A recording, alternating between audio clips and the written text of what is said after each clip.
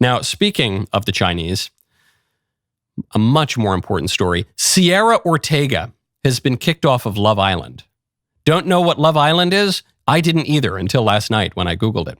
Love Island is some reality TV show where people get together, they shack up in a villa, and they have to have a couple, and they try to stay on the island, and they can break up, and they can, do like weird stuff, but it's trash TV. It's just absolute garbage. But it's very popular. And one of the stars of Love Island, Cierra Ortega, has been kicked off. She's been canceled for a horrible, horrible transgression.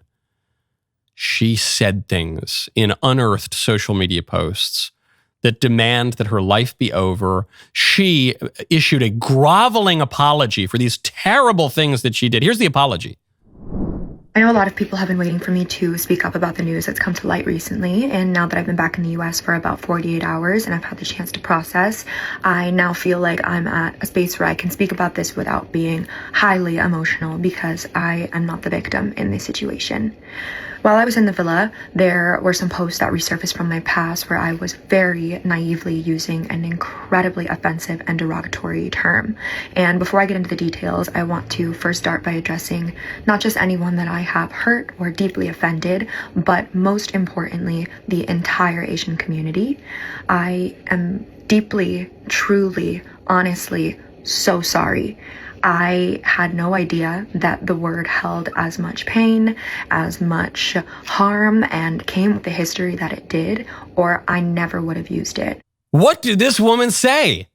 I have to issue a public apology. The horrific, terrible things I've done are worse than genocide, really. I could not have ever committed a more grievous sin. I am beyond redemption, and I hope that an executioner will come with a giant axe and lop my head off for my grievous offenses. What did she say?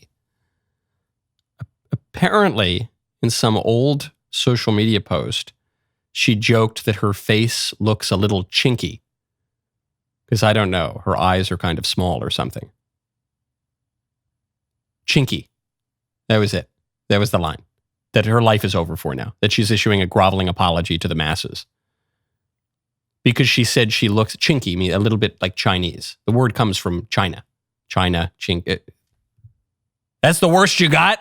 The worst you got is... I'm not saying it's a nice word. I don't know. I wouldn't go around yelling it from the rooftops. But what?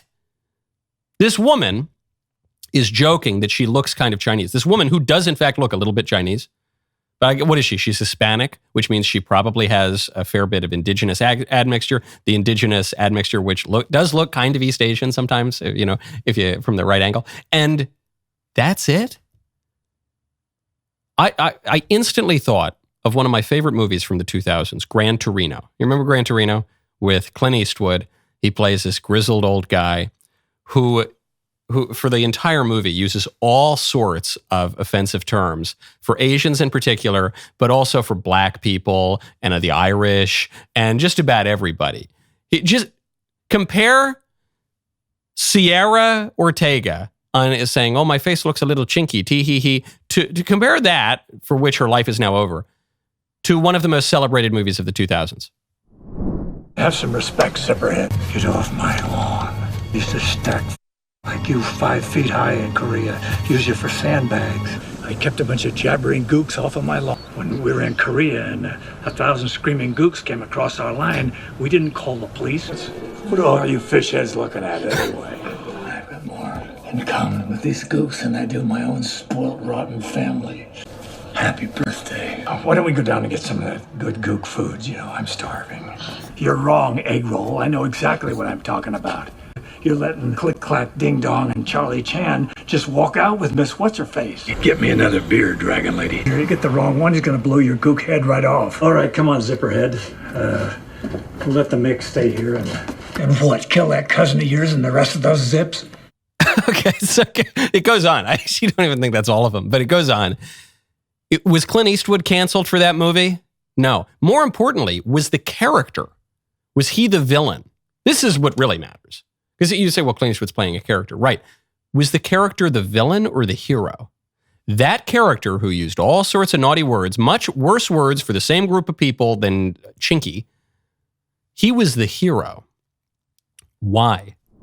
Hold on one second. I have pearls of wisdom that I must bequeath to you, but first you must go to expressvpn.com/Michael Knowles Show. Our phones are listening. Tech companies are tracking everything we do online. It's all totally legal. Fighting for freedom is not just the military's job anymore. We need to do our part too. That is why, it's one of the reasons why, I have many reasons why, I use ExpressVPN. It's like a shield for your internet activity. Everything gets sent through encrypted servers, so nobody can see what you're doing online. Not your internet provider, not data brokers, not government agencies. Here's what really impressed me. Last year, ExpressVPN got over 400,000 requests for customer data from tech companies and government agencies. You know how many times they actually handed over the data? Zero times. They can't hand over the data because they don't have the data. And that is thanks to their zero logs policy. Best part, it's insanely easy to use. One button, you're done. You're protected on everything. Your phone, your computer, your tablet, even your smart TV. You can protect up to 8 devices at once. Your whole family gets its privacy back. I love it. I've been using ExpressVPN for the better part of a decade now. If you want to fight for your freedom at home, expressvpn.com is one of the great tools that you have at your disposal. Find out how you get 4 months for free by scanning the QR code on screen, clicking the link in the description box below, or by going to expressvpn.com/Michael Knowles Show. Why? Why is this woman, Cierra Ortega, so wrong to apologize?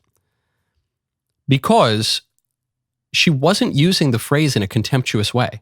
That's why Clint Eastwood is the hero in the movie, because he uses all these naughty words. But then you see what he says there. One of the great lines right in the middle of that clip. He goes, I got more in common with these gooks than with my own spoiled relatives. Right? He's saying, I use all these words for the Irish, for the blacks, for the Asians, for the this, but I don't hate them. And in fact, I love them. And in fact, spoiler alert on the movie, he sacrifices his life to help them. That's the key here. Had Cierra Ortega used this term in a contemptuous, antagonistic kind of way, then you'd say, okay, maybe we should cancel people for that.